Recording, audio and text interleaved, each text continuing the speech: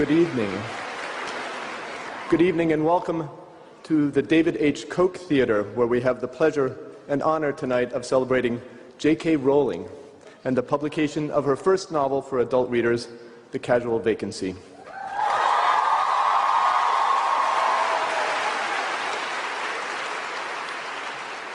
Thank you for being here, and welcome too to the many thousands of people joining us live by webcast at bookstores across America. I am Michael Peach, the publisher of Little Brown and Company, and I've been invited here tonight to remind our guests of a few house rules. The Koch Theater reminds us that there may be no flash photography or audio or video recordings of any kind during the event, so stop that, and that all cell phones and other electronic devices should be quieted, please. Thank you. After the event, Ms. Rowling has graciously agreed to sign one copy per ticketed guest of The Casual Vacancy. If you want to receive a copy and have it signed, please stay in your seats at the end of the evening and follow the instructions on the card you received at the entrance. This queue will proceed in an orderly English fashion, row by row. Thank you for your cooperation. I have the privilege of introducing first the wonderful writer Ann Patchett, who will appear in conversation with J.K. Rowling.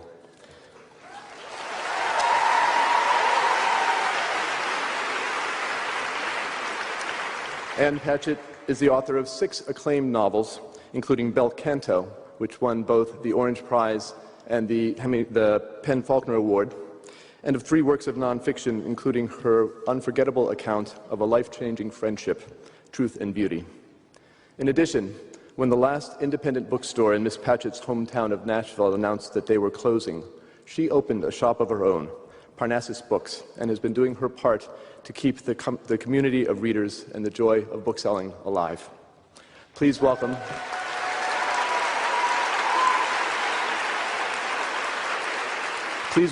that glimmering avatar of books and reading, Ann Patchett.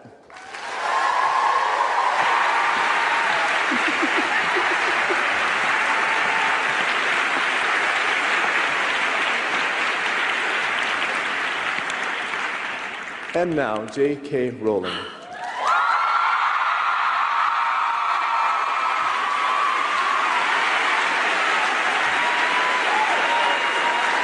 What can you say about J.K. Rowling?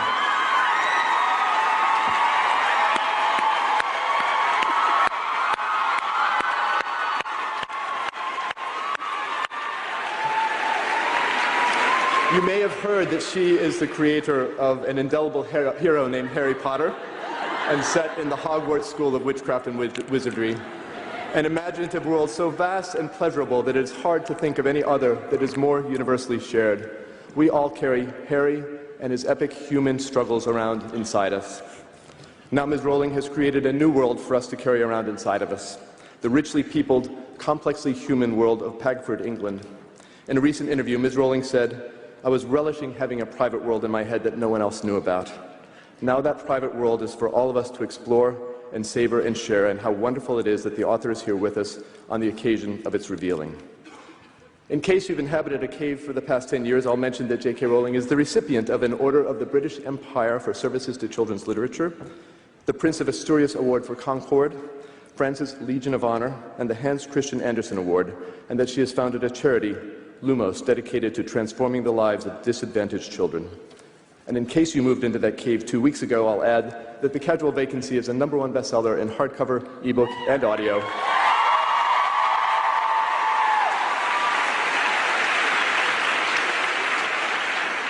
After their conversation, Ms. Rowling will read from her book, following which Ms. Patchett will convey questions submitted in advance by the audience here and by book lovers from coast to coast.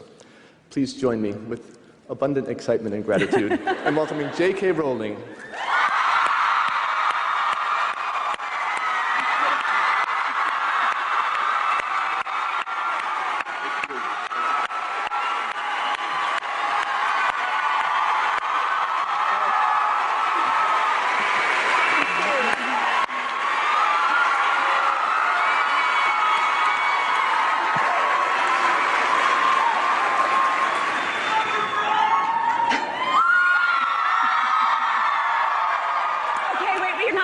this for 40 minutes.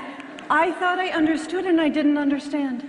I did not understand anything like this. I'm at a Stones concert. Okay. I'm going to say two things. Okay. That people say to you every day of your life, but I need to say them without, like, choking up. As a writer and as a bookseller, I am going to choke up. No. You've done more for reading than anyone in my life. Oh my God.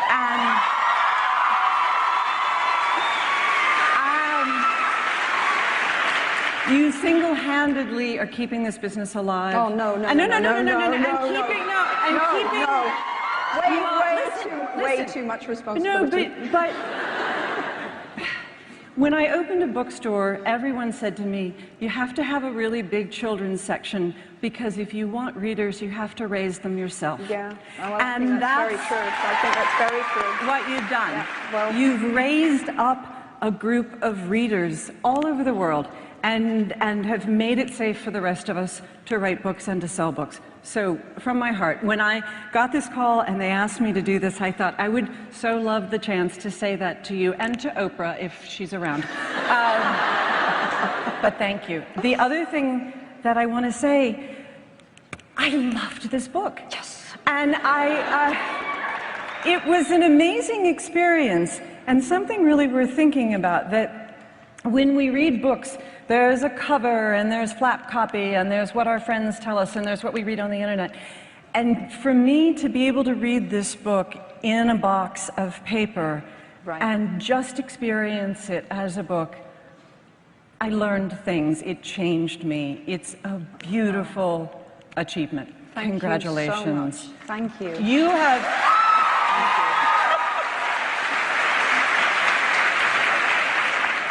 I feel like we're going to have to hand out sedatives in the audience. Okay. Now, I printed out my questions. Great. Really big, so I won't have to wear my glasses, but I have my glasses anyway. How strong are your glasses? I may need them when I come to read. They're good. Because I left mine in my And they're dressing room. actually really great. They're my husband's. I always wear his leftovers. They'll look good on you. They're like two... Yeah, they're actually about my prescription. And they're they're good. I'm serious. Girls share. This is what we do. All right. I have so many questions. Okay. All right. In Harry Potter, you created the greatest hero in all of children's literature.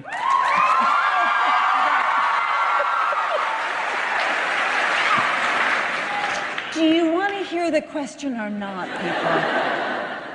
And in the casual vacancy, the hero dies in the first few two pages. Yeah. Barry Fairbrother. Yeah. What was it like to write a book with not only without a hero, but without a central character? Right. That's a very, very good question. The biggest challenge with this book was, and it's a deadly thing to say, but writers will understand, was the structure. Because this isn't a linear book, it doesn't have a central character. So the biggest challenge wasn't, as many people suppose, you're writing in a contemporary world, you're writing a real world, you haven't got magic to go to. No, it sounds very dull. The challenge was the structure of the book, and I put a huge amount of work into that. To me, there are a couple of heroes in the book, and I would say, for me, the two heroes are Crystal and Súbita. There you go. She's brilliant. The question on page 2 was, do you think Crystal or Súbita evolve into heroes over the course of the book? Yes. Yes, I do. I've got the proof, yeah. You really have read this book, haven't you? That's good. No, yes, exactly. I would say that they're not obvious, either of them. In one case, you would maybe call her an anti-heroine, and in another case, I think you would initially see her rightly as a victim.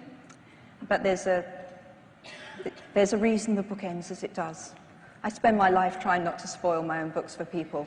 So if you've read it, you'll know what I mean there, and if you haven't, remember that I said that. All right, now this question is buried somewhere deep in the bottom of the pile, but let's go ahead and talk about the structure now, because it is magnificent. And there is, and I'm not particularly nice. I'm not somebody who is going to stand up here and compliment you. I loved this book. Thank you so much. But the structure is so intricate. The causality is perfect. Everything leads towards a point. Right. The omniscience is astonishing. It's not that the point of view changes from chapter to chapter, it changes from paragraph to paragraph, Right. which is really hard. Yeah. I mean, almost impossible. It's what I think of as a Russian narrative. Do you read Henry Green? I have read Henry Green, yeah. You're up there. Oh In my terms of God. omniscience and moving the point of view around. Well, the tricky thing is not to show your workings when you're doing that, and you will know exactly what I mean there. To try and make that feel seamless, for the reader not to understand, for the reader never to realize how difficult it was. That's the challenge, and that's what took me a good part of 5 years. Well, and for me, what I read and also what I write, the challenge is to maintain an even Tone. tension. Yes, and tension, absolutely. Yeah. Because what happens when you have so many different main characters, there becomes one plot line you're more interested in than another. Yeah, my husband always liked getting back to the two teenage boys. So you read faster at certain points, Yes. which you don't want. You want your reader to read at the same consistent pace. And that's what you do. And how do you keep it all straight? I mean, obviously you know where you're going. Do you have a timeline, a database? Oh, I had complicated diagrams showing with arrows going in all different directions, showing myself what had to go where, and with strange little notes like very cryptic things. I look back and I have to remind myself what the hell I was talking about. But there are a couple of stolen objects, for example, in the book.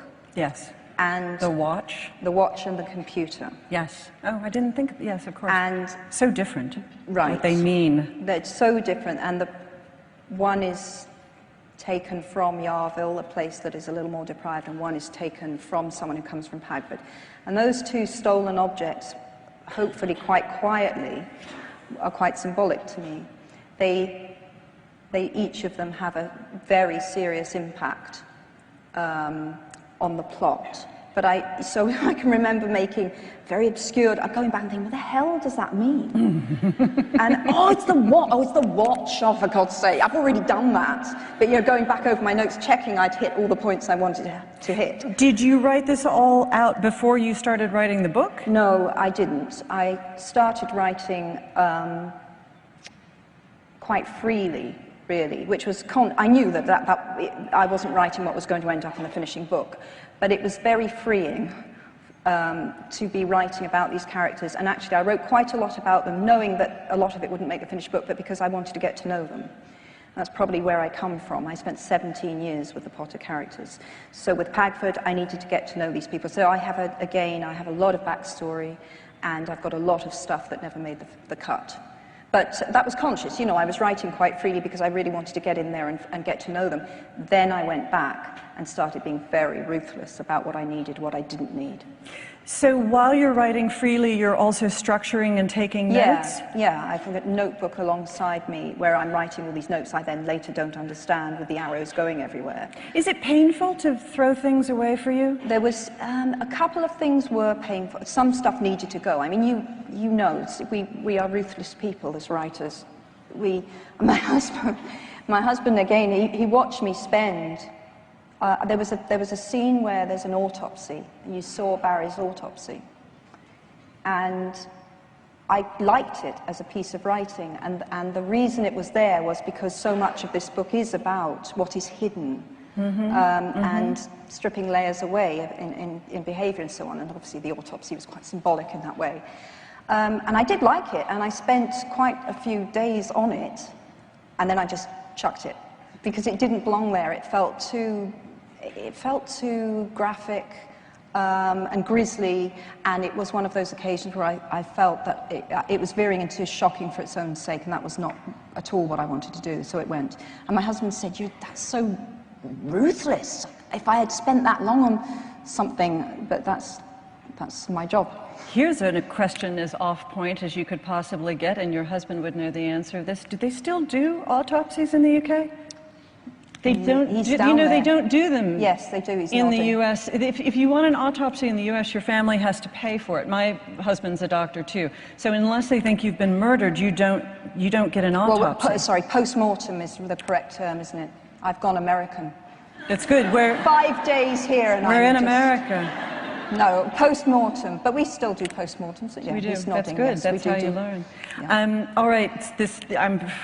One question, and now I'm totally off track. Yeah. So it's the end of your life, God forbid. It's the final days. Are you organizing your papers to give to the library, or are you sitting next to a fireplace and chucking it in? The notebooks with the crazy arrows, is that going to Oxford or is it going up the chimney? Well, we moved house nearly 2 years ago, and the study in my old house was a pit. It was terrible. And I thought, this is it. This is the moment where I excavate all of these notes. So I put notes for each Potter book into big boxes and sorted it all out. Not particularly with a view to posterity, it was really for me. I wanted to know where I could find stuff if I ever wanted to go and weep over it. So, we call that the crying box. Yeah, the crying box. There is one real crying box which has early and very precious materials written on the top of it, and that's got the two of my most prized possessions in there, which are two minuscule notebooks, tiny, tiny, thin little things, in which I wrote the very first notes about Harry. Oh, that's lovely. And do you take any of your notes on the computer? Do you have like old discs? This sounds like product placement, but I'm going to say it. The MacBook Air changed my life. It did. It changed my life because, I used to think, how can people carry the laptop around? It's so clunky and it's so heavy. But it's notebook sized, and it's just great. I can now work really anywhere. I think that, again, all of these questions that are not the questions in here. This is the best way to go, though. This So, is a do you proper have any conversation. superstitions? Because I am somebody who will work anywhere. I don't me care. too. And me it's so too. important to me that it's not a certain coffee cup, Me that too. it's not a certain view. Okay, you Yeah, got no completely. weirdness? No weirdness. Oh, I love that. I've written everywhere, including some very strange places I don't actually want to say. But anyway. That's wonderful. Okay, back on point. They're making up their own jokes here. I know. Not only are that they making weird. It's just a bit weird. They're making up their jokes and they're thinking their jokes are very funny all at the same time. Villains. Yes. This is important to me. Yes. And this is something that I really thought about a lot. You have some, not only just real villainy in this book, some astonishing villains, and you allow people to be really bad people, and you allow your characters to be terribly, terribly hurt. I think that these are things that happen more often in children's literature than in literature for adults. True villainy is bizarrely rare. It's bizarrely absent. And I want to talk about how it is for you to write villains and why it is you think that villains are so missing. I was saying when we were backstage that I cannot say in your novel for adults because I own a bookstore and we sell 50 Shades of Grey. And the term novel for adults means something entirely different. So at our bookstore... Yeah, the difference should be people have sex in this book, but no one really enjoys it.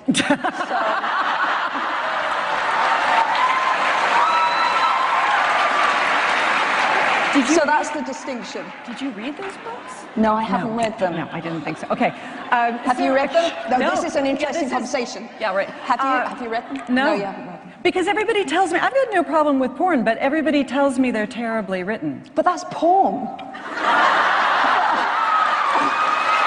You don't... But I just feel, well, have you read Story of O? The story of it? I went to Catholic school. I've got issues. Well, you'd like it even more. Trust me. But anyway. Okay, so at our bookstore we say this is your first book for grown-ups. I love that. Yes. Back to villains. Yes, villains. Which is such an enormous shortcoming of mine. I can't write villains.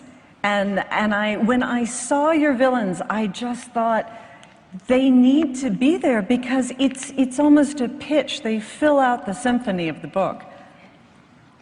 Yes. Yes, absolutely. No one's expressed Give me more. it. Give me more. No one has expressed it better than that. That's the perfect description.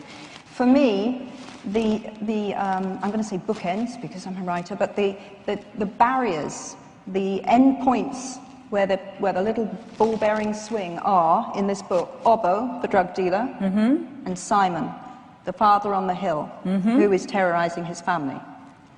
And between no, wait. Those two characters to me hem in the action because they are immovable. They are immovable. They're unchangeable. These people are people without redemption. For me, that's so interesting because I would have put them on the same side. Well, they are, but it's and then put Sukhvinder and Crystal. That to me is where the balls swing. But if you're blocking in with your villains, Sukhvinder and Crystal to me are very close. But they're in the middle.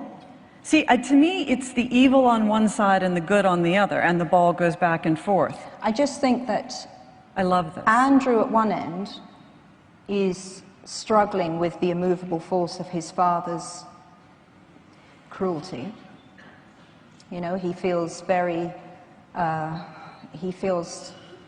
powerless, and the action is triggered in the book by an act of rebellion, really, even though that act of rebellion doesn't happen early on. The real substance of the book is ignited by Andrew's act of rebellion against a father whom he can't fight any other way.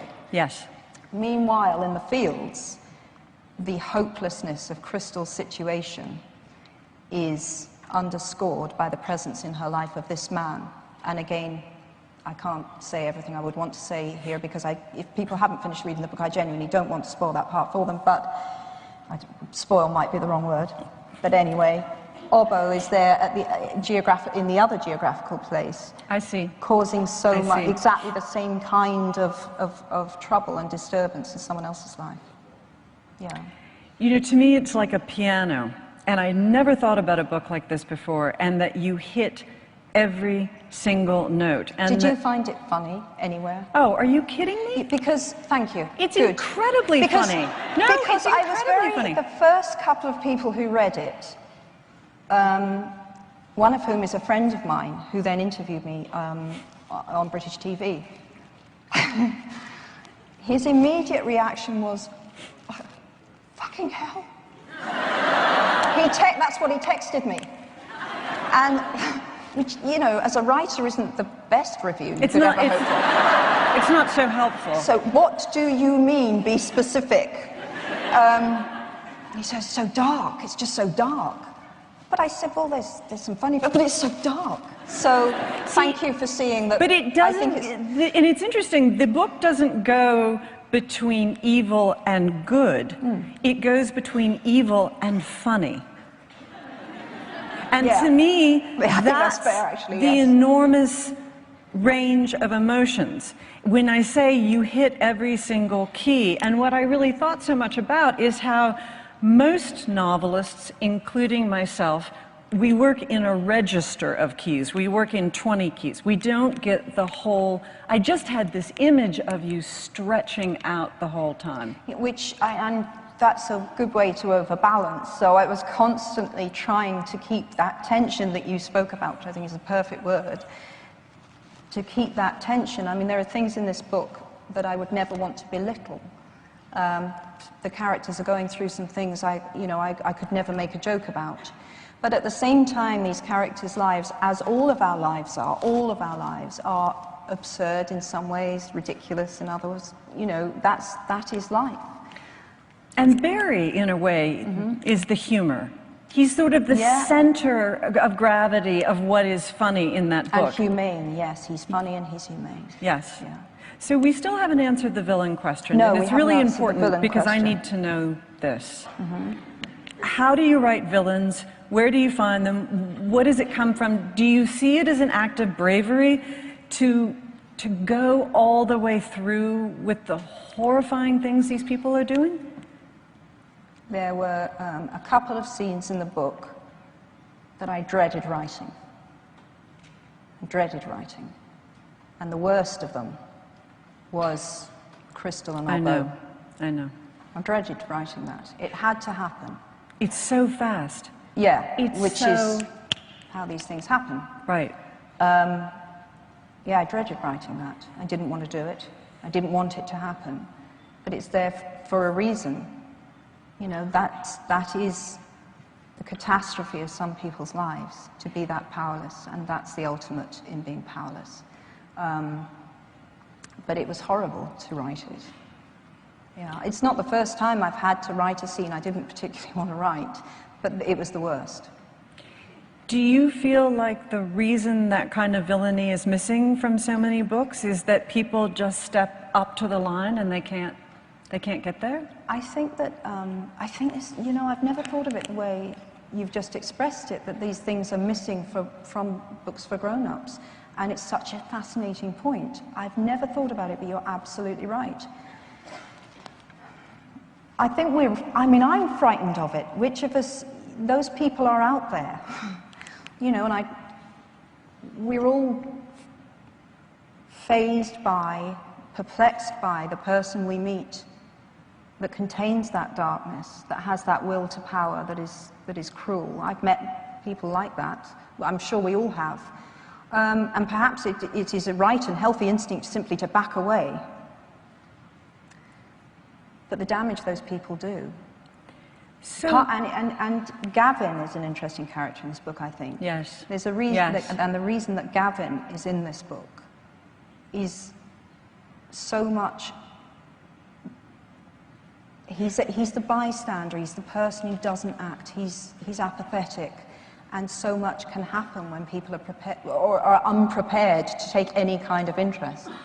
So he's always going to be tangential. He pays a price for that. He's a very unhappy person, but he's not engaged, and I find that quite unsympathetic in a person. But he's not a bad person, but, you know, he is the kind of person you wouldn't want to know, who would look away, yeah. So what is it in the psychology of children and young adults that wants they're prepared to see look at that? Yes. Well, with children, I think it's relatively straightforward. Children are very familiar with fear, and children's literature for centuries has given them a place where they can explore that, and they can see that this is a normal emotion, and it gives them a safe place to deal with fear. It's very, very wrong, I believe, to censor what a child reads from that point of view. I do remember seeing a man on TV, he was a father, and he said, the important thing is, we must protect children from their own imaginations. He literally said that, and I thought that was the most dangerous statement. If you're saying to someone the thing that's in your imagination is wrong and dangerous and bad, I think you're saying to that child, you are wrong and dangerous and bad. You must allow them to get that out and talk about it, feel it, and then dissipate it. That's the way to get, you know, I think. So that's children. With young people, I mean, adolescents, as is more than clear by now in my writing career, I feel a great connection to adolescence, and I think it's a fascinating time of life. And part of what interests me so much about adolescence, and is certainly true of the characters in this book who are teenagers, is their vulnerability. And it's a time of life when you are starting to appreciate that there is evil too strong a word? Yeah, you are starting to appreciate that there is evil in the world, there are evil acts, and you may have the misfortune to run up against people who frighten you. And again, young people seem very, very willing in literature to encounter those characters, talk about them, and engage with them. Perhaps as we're older, we'd rather not look, I don't know. So this leads me to ask a stupid question. I'm sure it's not a stupid question. No, it actually is a stupid question, and the answer will be, this is not for me to say. But you say children shouldn't be protected. from acts of the from you know what I mean. right, from buses and things Yeah. like that. They should be protected. Mad dogs and so on, I would say, yeah, we probably should. But so you're going to have so many children who are going to, hey, Mom, I want to read The Casual Vacancy. Yeah, well, that would be inappropriate. But do you have any sense? I had a friend who wanted to come to this event and bring her 7.5-year-old. We had exactly, at the launch of the book in London, one of the people from my publisher went out to the front of the house and saw a boy who appeared to be about 9 sitting close to the front. And I had planned a reading in which the F word occurred roughly every 2 sentences.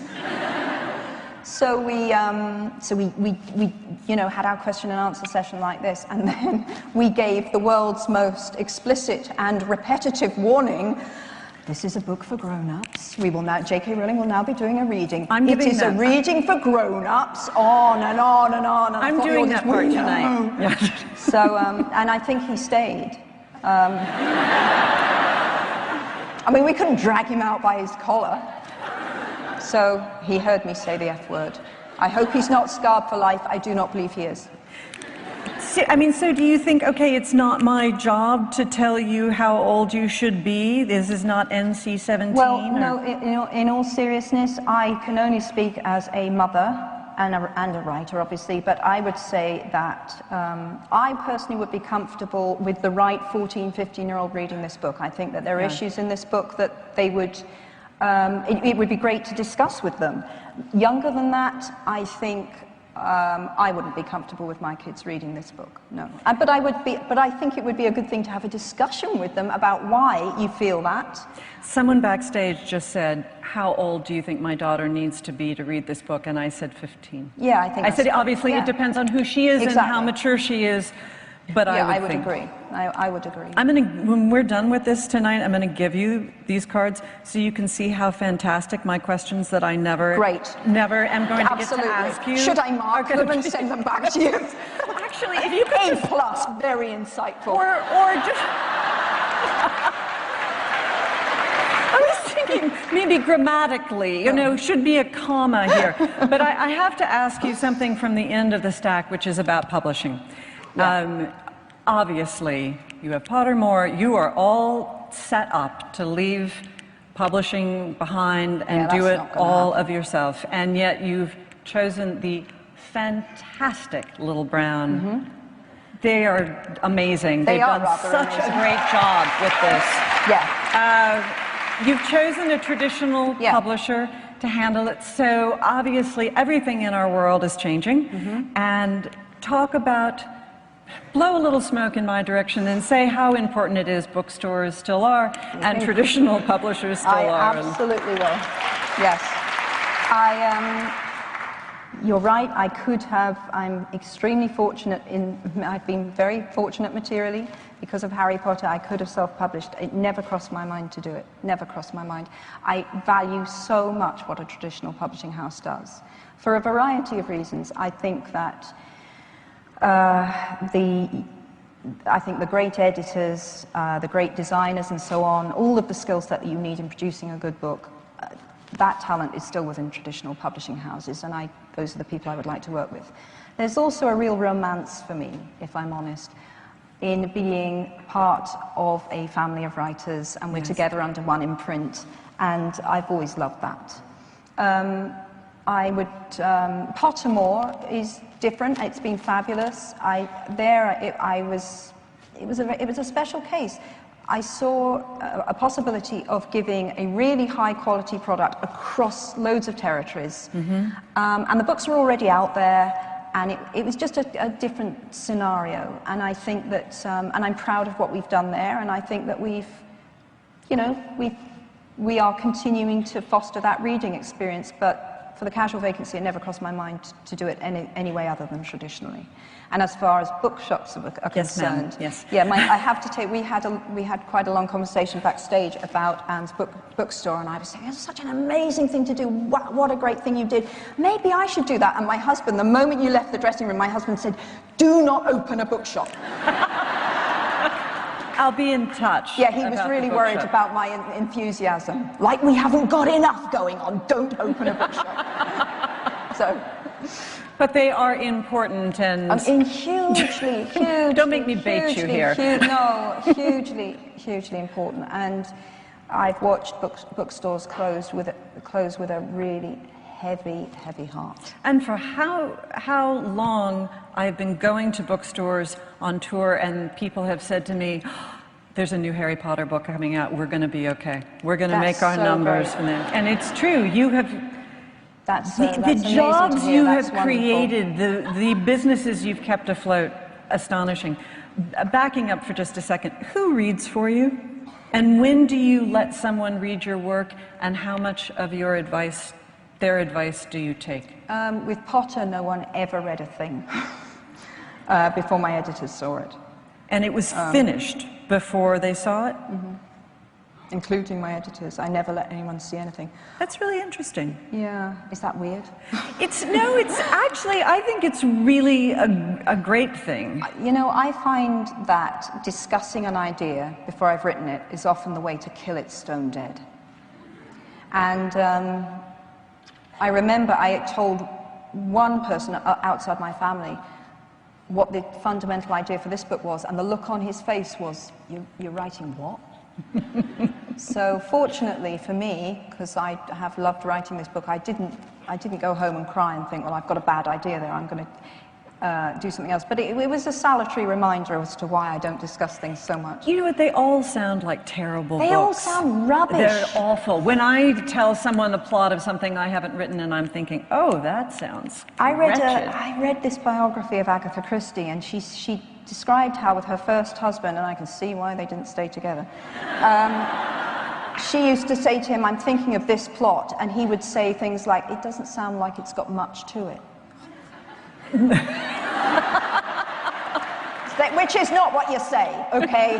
The writer says to you, I've got this great idea for 2 frogs sitting in a bucket. You say, that sounds very interesting. That sounds very interesting. Just don't crush them. We are thin-skinned people. Does your husband read your books? I mean, obviously he reads, but does he he seemed very... No, I find it very restful. He's literate. It's a great... It's a huge respite from Does he participate? Does he give you notes? On this book, and it was the first time I've ever done this, he read this as I was writing. And it was actually great. I should do that more often. Well, you know, it's a different time. There is a difference. It is, and he was useful. I bet.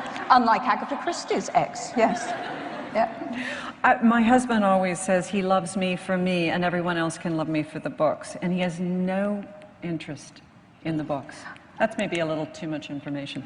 Well, do you know what? But it's better. Sometimes it's really nice to close. When I was doing Potter, yes, he was the one person I could rely on not to ask me why Harry had the Marauders map back with him in Order of the Phoenix when it had been confiscated in Goblet of Fire. Neil was the one. It was so restful. Oh, that's nice. Not to have that, you know, to have a space where no one asked me those questions. Do you take editing well? If someone gives you a bunch of notes, do you go back to work? I think I do. I've never hit anyone.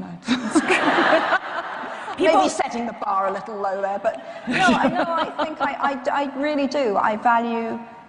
I love that relationship. I enjoy editing. I enjoy working with someone. And because I normally have finished before the editor ever sees it, it's very exciting. They're normally my first reader, so I love those conversations. For me, it's like having dessert after the meal. Yeah. Just you finish, and also selling a book once it's finished, as opposed to selling it before you've started. Exactly. I would kill myself. Yeah, oh my God. Yes. And on that note, you're going to read now. I am going to read. And ladies and gentlemen, let me tell you, this is a fantastic book. And if you brought your children with you tonight... I'm not swearing in this reading. Oh, then what am I doing? Having built you up to think I was going to give you something really foul-mouthed. I was supposed to give there's one swear word. Look out for it. Which your children heard on Broadway walking up to Lincoln Center tonight. Yeah. Ladies and gentlemen, J.K. Rowling.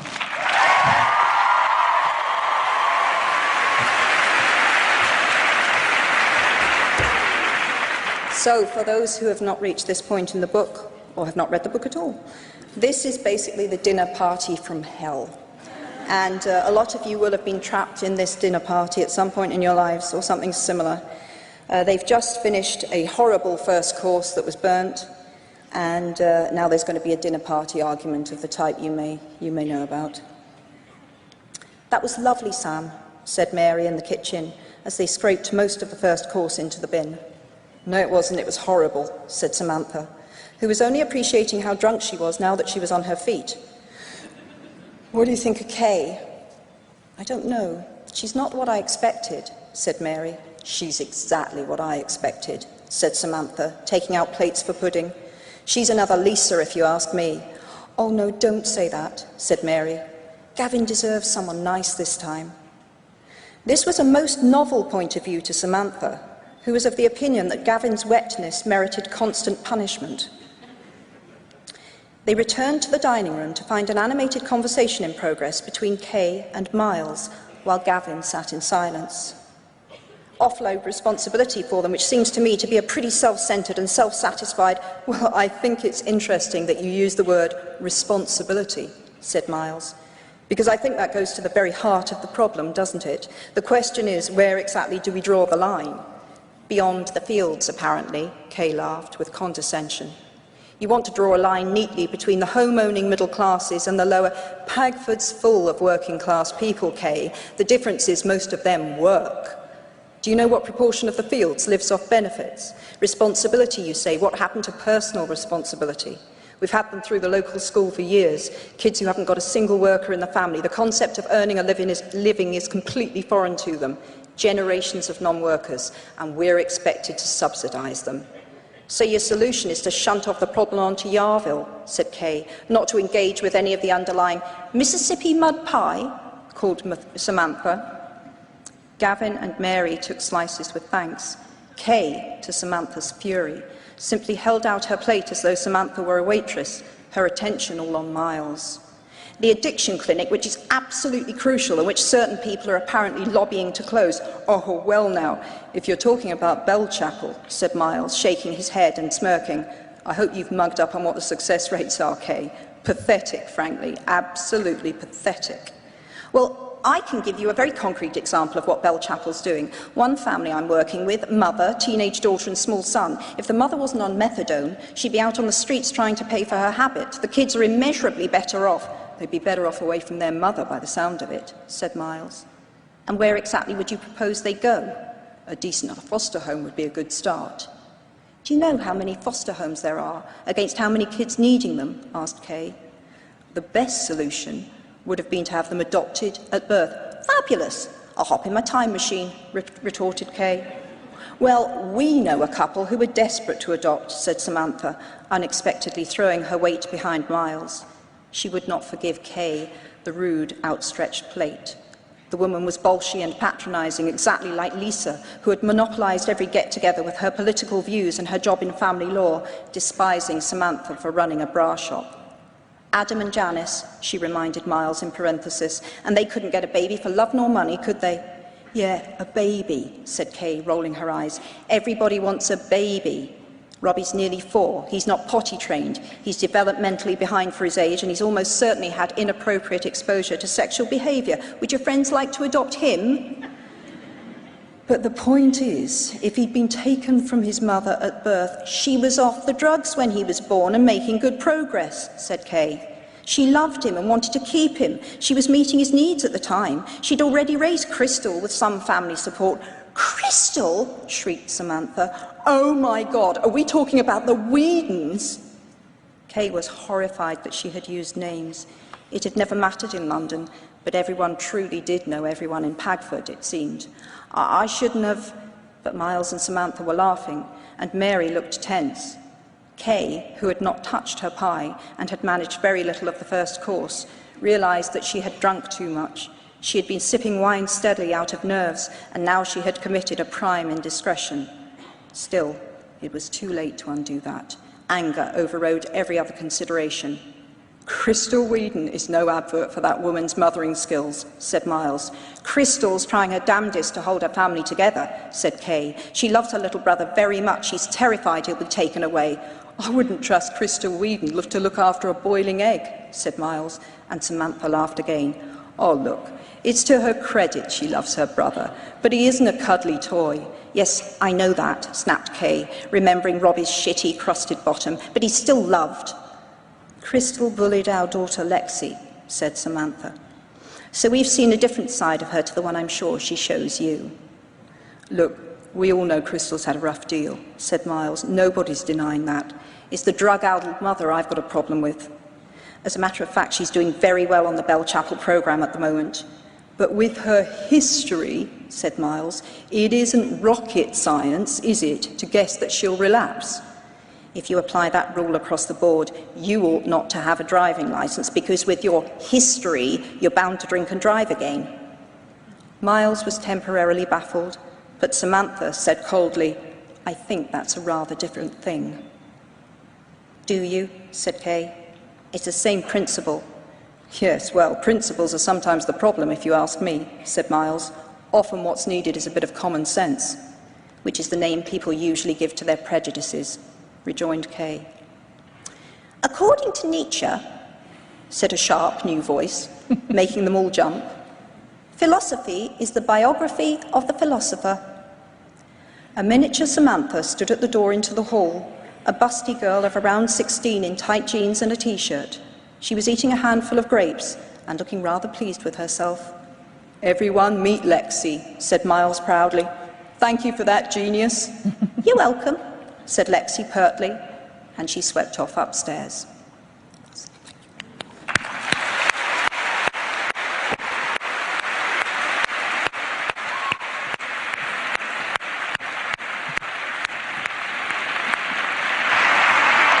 You know, you're really good at that. Thank you. You should see if you could get a job on the Olympics. That was terrifying. How was that? It was incredible. You are really good at it. Thank you very much. I was really, I was terrified. I was terrified. But I'm so glad I did it. But it was terrifying. It's taking every bit of courage I have to go on to the audience questions because I have so many things I want to ask you. Weeds and moles, was it my imagination? Go on. Was it my imagination? Weeds. In the fields? Oh, got you. The Whedons Yeah. and the Mollisons? The moles. The I ones never that thought tunnel, of that. The ones that tunnel under Yes. to undermine the fields, and then the weeds. You're good. Yes, I meant that. Oh, yeah. You didn't hear. That's exactly what I meant. That's brilliant. Well done. Yeah, I'm going to claim that's the truth from now. No, the Whedon thing, yeah. But I never thought of the mole thing. Wow. That's good. Thank you. Man, my work here is done. Yeah, Okay. So Zach Miller Frankel would like to ask, what was the inspiration for or impetus behind the casual vacancy? And did you feel as a same powerful need to write it as you did Harry Potter? Why this particular story? Very good question. Yes, thanks, Zach. Moving backwards through the question, I did feel exactly the same You can look at it. powerful need to write the book. And need is the right word.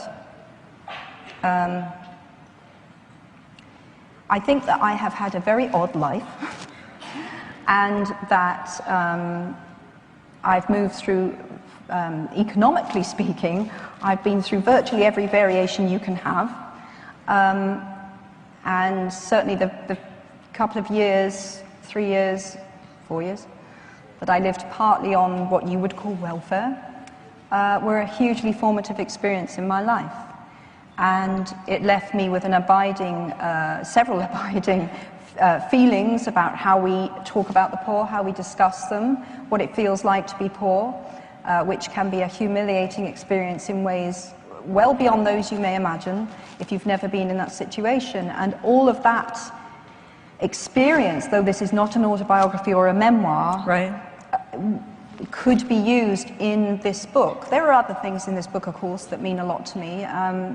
there's a lot about teenagers again, and there's a lot about parenting.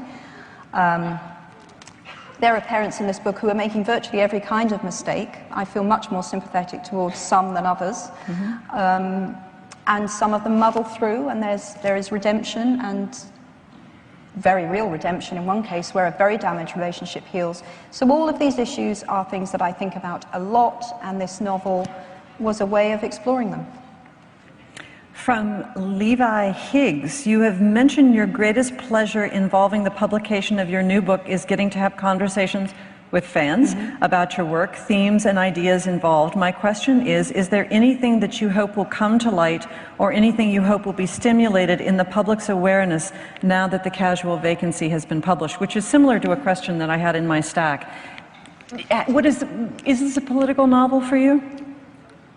It's political in the sense that it deals with themes that that are broadly political. I mean, I think that I don't think it's a black and white novel in the sense that I have sympathy. There are people in this book whose political views may not be mine, but I have sympathy, certainly, for some of their points of view. I mean, it would take a very strange person to be delighted that Crystal Whedon was in your child's class when she's punching that child's teeth out, literally. You know, and I think an adult conversation about the issues surrounding a child like Crystal would acknowledge that. You know, there's nothing wrong with feeling protective towards your own child. So I can see many of these issues from both sides, and I try and explore those mindsets in the novel. Equally, I think that there is one parent in the book particularly, Tessa, with whom I have much sympathy, but I think she's taking a liberal outlook on her son, who's rather damaged and becoming incredibly destructive, far too far. That's a boy that's looking for some boundaries, and she's too frightened to give them, because she's too frightened, I think, to look at what's actually going on in her family. So, I don't think one belief set has all the answers in any way. Can he be redeemed? I think that Fats can be, but Fats was quite far down the road. Fats was really trying to talk himself into being a psychopath. He is just a few steps from the shooter. He's a very complicated character of whom I'm very proud. He behaves atrociously, cruelly and vindictively, and yet I understand Fats very well. And he's still seductive to the reader for a long time. He is, actually. Again, my husband, who was obviously my first reader and for a long time my only reader, he said to me, I feel guilty that I like him. And that's exactly the feeling I wanted in the reader, because you know that he is being a prize shit. But he's so cool. He's cool, and he has a couple of traits. One of them is humor. However cruel his humor is, he's funny. Yeah. And he's cool. He has a kind of self-possession that is always quite magnetic. It's something I certainly don't possess, and that's probably why I find it quite compelling in other people. You strike me as cool. That's a really nice thing to say, but